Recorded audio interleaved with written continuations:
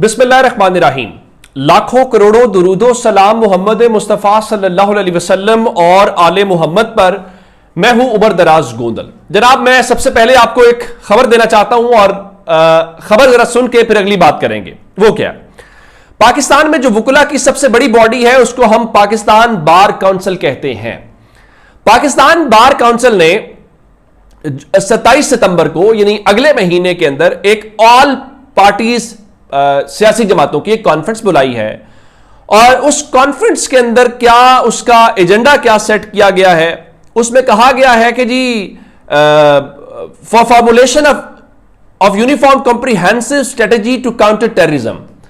यानी Pakistan bar council जो वुकला की सबसे नुमाइंदा जमात है वो अब दहशत गर्दी के खिलाफ एक जामे किस्म की क्या हिकमत अमली होनी चाहिए ये, और to strengthen the economy of country, और मुल्क की जो मैशत है वो कैसे बेहतर या मजबूत की जा सकती है। पाकिस्तान बार काउंसिल जो वुकला की नुमाइंदा तंजीम है वो इसके ऊपर 27 तारीख को कुल जमाती कॉन्फ्रेंस करवाएगी। अब दहशत गर्दी के खिलाफ जंग या मैशत का अदालतों से या वकीलों से क्या लेना देना है। अब 26वीं यानी तरमीम के बाद पाकिस्तान के अंदर अदालती निजाम अमलन हुकूमत के अंदर जम हो चुका है, या ये कहा जाए कि वो हुकूमत का एक विंग बन गया है तो ये कहना गलत नहीं होगा, जैसे कोई भी जैली शाख है, पुलिस है, कोई और है। अब फिर क्या होना चाहिए? मैंने इसके ऊपर ट्विटर के ऊपर भी लिखा, मेरे ख्याल से अब जो वीना मलिक साहिबा हैं जो अदाकारा हैं उनको बिस्मिल्लाह करनी चाहिए और उनको पाकिस्तान में जो आइन की अमलदारी है जो इस वक्त अमलन है, अमलन तो पाकिस्तान इस वक्त यूं लगता है जैसे सरजमीने बेआइन बन चुका है, और पाकिस्तान में जो बुनियादी इंसानी हुकूक की पामाली है उस पे एक कुल जमाती कॉन्फ्रेंस जो है वो बुला लें। अलीमा जो वीना मलिक साहिबा हैं, ताकि कम से कम कोई बात तो करे। यानी सूरत हाल ये है कि मुनीफ फारूक जो तसव्वुर किए जाते हैं तहरीक इंसाफ के नाक़िद और इस्टेब्लिशमेंट के करीब, वो भी कह रहे थे कि अलीमा खान की बेटों के जो गिरफ्तारी है उसका कोई दिफा नहीं कर सकता कि 9 मई को 2 साल 2 माह गुजर गए और फुटेज को आज इस्तेमाल करके गिरफ्तारियां करना निजाम इंसाफ और प्रोसिक्यूशन पर एक सवाल है। यह है ग्राउंड रियलिटी। अब इसके बीच में अगली खबर सुन लीजिए। आज अतर मिनल्ला साहब जो हैं वो इस्लामाबाद में एक जगह गुफ्तगू कर रहे थे जो लापता अफराद से मुतल्लिक थी, और अतर मिनल्ला साहब को आप उनके ऊपर बहुत सारे सवाल उठा सकते हैं। जैसे ये जो सारे तमाशे का आगाज इलेक्शन वाला हुआ था उसमें अतर मिनल्ला साहब का किरदार था, जो जब 3-2 और 4-3 की बहस में उसको किया गया था इजाजुल एहसन साहब और जस्टिस मुज़ाहिर नकवी साहब जो है उनके हवाले से, वो उनका रोल अपनी जगह पे। लेकिन एक बात जरूर है कि अतर मिनल्ला साहब जब इस्लामाबाद हाई कोर्ट के अंदर थे तो लोग जाते थे, जब लोगों को उठा लिया जाता था, गिरफ्तारियां होती थी, वो स्टैंड लेते थे, और लापता अफराद के हवाले से भी उनका एक ट्रैक रिकॉर्ड वहां पे था, तो ये उनकी दाद इस हद तक जरूर बनती है। आज जो वो वहां पे गुफ्तगू कर रहे थे और जंजुआ साहिबा भी आमना मसूद जंजुआ में नजर आ रही थी, तो आज अतर मिनल्ला साहब ने जो बात की है मेरे ख्याल है इस्लामाबाद में आज बहुत सारे लोगों को तकलीफ होगी। उन्होंने ये कहा कि पाकिस्तान में जहां कहीं भी बुनियादी इंसानी हुकूक की खिलाफ वर्जी हो तो यह सुप्रीम कोर्ट के हर जज की आईनी जिम्मेदारी है कि वो उस पर एक्शन ले, चाहे उसके सामने यह केस हो या ना हो। अब क्यों यह बात कर रहे हैं? उनका कहना यह है कि जो 26वीं आईनी तरमीम है उनके मुताबिक उसका जो आर्टिकल 184 है कॉन्स्टिट्यूशन का, वो 26वीं आईनी तरमीम के अंदर भी अमेंड नहीं किया गया। सो पाकिस्तान में हर जज हर बुनियादी इंसानी हुकूक की वायलेशन का जिम्मेदार है क्योंकि वो अपनी जगह पे स्टैंड कर रहा है।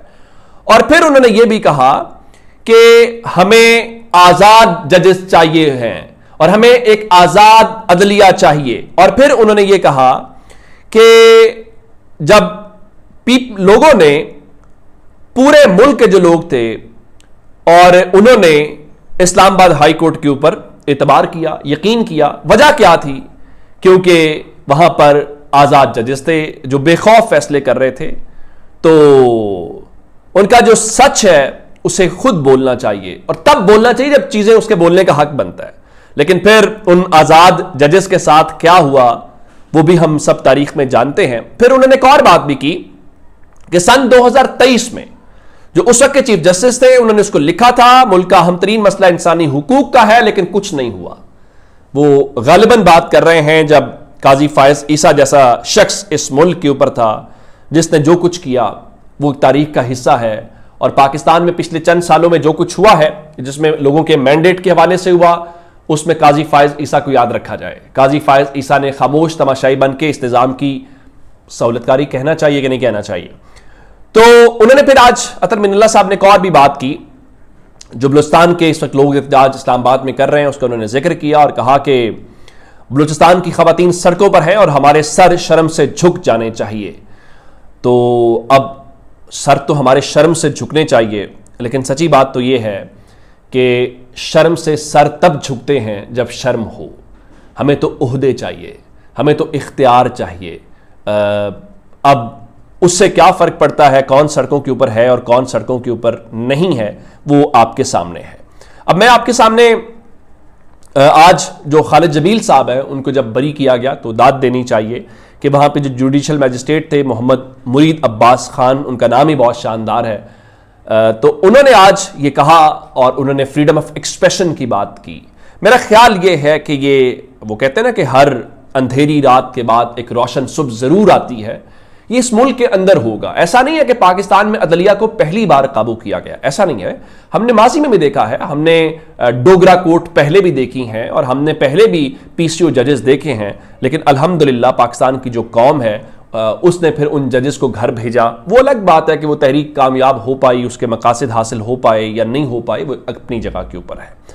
لاہور میں جی ضمنی الیکشن ہے اور ضمنی الیکشن حلقہ این 129 کا ہے، جہاں پہ حافظ نعمان صاحب کو اتارا ہے مسلم لیگ نون نے، اور اس کے بعد حماد اظہر صاحب جو ہیں وہ پاکستان تحریک انصاف سے ہیں۔ اور میں آپ کو بارہا بتاتا آیا ہوں کہ مسلم لیگ نون انٹرسٹڈ تھی کہ خواجہ سعد رفیق صاحب کو وہاں پہ لایا جائے، وہ نہیں آئے۔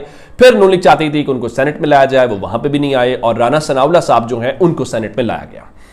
اب لاہور کا حلقہ این 129 کی ذمہ داری عملاً مجھے لگ رہا ہے کہ خواجہ سعد رفیق صاحب کو دے دی گئی ہے، ان کو میدان میں اتارا گیا ہے۔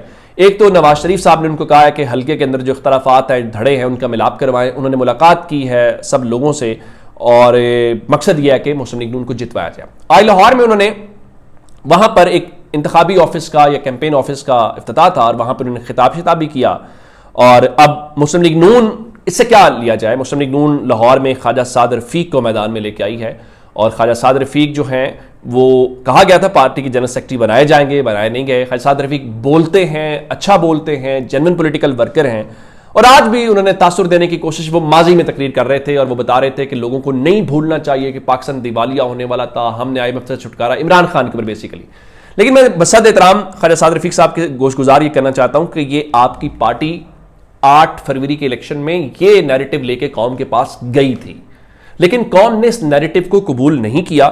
لیکن اگر آپ یہ سمجھتے ہیں کہ آپ کا یہ نیریٹو بکے گا تو بسم اللہ، آپ کو کوئی روک نہیں سکتا، آپ سیاسی جماعت ہے۔ ایک جائزہ خبر کہ مراد سعید صاحب کا ایک ویڈیو پیغام آیا ہے، اور انہوں نے جو کراچی میں کل کوئی امن پاسون ہو رہا ہے اس کی شرکت میں دعوت دی ہے، اور انہوں نے کہا جی امن ہوگا تو سیاست ہوگی۔ تو کل کراچی میں ہونے والے امن پاسون میں شرکت کی سب کو دعوت دیتا ہوں۔